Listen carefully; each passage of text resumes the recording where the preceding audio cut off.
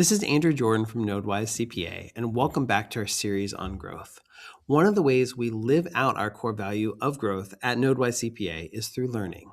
For me, that looks like reading and listening, books and podcasts that challenge how I think, stretch my perspective, and give me new tools as a leader. And I see this show up a lot with managed service providers. You're building something steady and enduring, but the complexity can ramp up fast if you don't keep growing as a leader. And here's the thing, the resources I'm going to share today all come from the same vantage point, building a business that lasts. Not a quick flip, not a flashy startup meant to burn bright and fast, but something meaningful, steady, and enduring. That's what most of our clients are building, and that's why these resources have been so impactful for me. The first book is Buy Back Your Time by Dan Martell. I want to start here because this is the book that frees you up to even have the time and space to invest in growing. As your business scales, it's easy to feel stuck. Too many demands, not enough time. Dan Martell gives very practical, very specific tools for clawing back hours so you can actually work on your business instead of being buried in it. If you're an MSP owner, this is especially true when you're the default escalation point and your calendar gets hijacked by fires.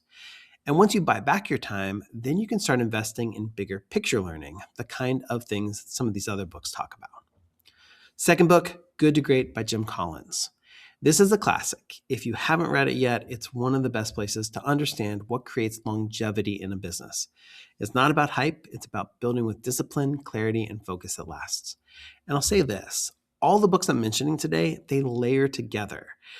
They're not saying the exact same thing, but they rhyme, they reinforce each other.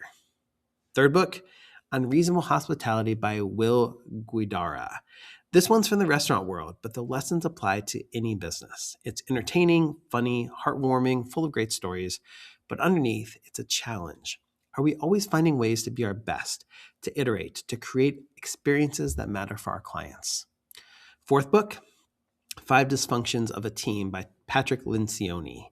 If you lead a team, you'll recognize yourself in this one. It talks about what breaks down trust, what prevents collaboration, and what makes teams less effective than they could be. Book number 5 is Traction by Gino Wickman. This book introduces EOS, the Entrepreneurial Operating System, which is the system we follow here at NodeWise CPA. Many of our clients use it at least partly as well. For MSPs, EOS can be a game changer. Once you've got a growing help desk, project work, and multiple people owning client relationships, if Good to Great and Unreasonable Hospitality inspire you with the why, Traction gives you the how. Especially once your team grows past, say, 10 or 15 people, EOS can be instrumental in keeping everyone aligned. Weekly level 10 meetings, clear accountability, long-term vision, all the nuts and bolts that let you build the kind of business these other books describe. I'm creating another video series actually just about EOS and how to apply it, so check that out if you're interested. Quick side note, if you have an Audible premium subscription already, check out the included catalog because a lot of these books are actually available for free with your membership. And that way you can listen while you're driving, working out, or just walking. It's an easy way to fit learning in your day. Podcasts. So there's also podcasts, and here's the thing about those. They aren't just about information, they're about influence. Yes, you'll pick up new ideas, but the bigger benefit of listening to podcasts is being regularly influenced by the right voices.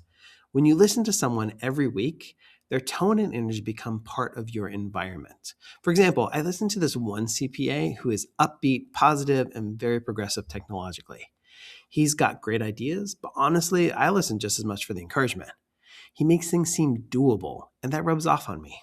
So when you're choosing podcast, don't just think about the topic, think about the influence. Ask, do I need more seriousness, more encouragement, more practical how-tos?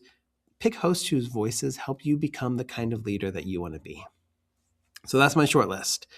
Buy Back Your Time, Good to Great, Unreasonable Hospitality, The 5 Dysfunctions of a Team, and Traction.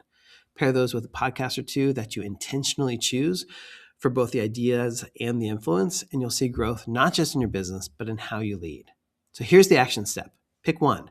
Maybe start with Buy Back Your Time to free up capacity, then line up a podcast that you're going to be encouraged by week after week. Build a structure around learning, and you'll benefit in the long term.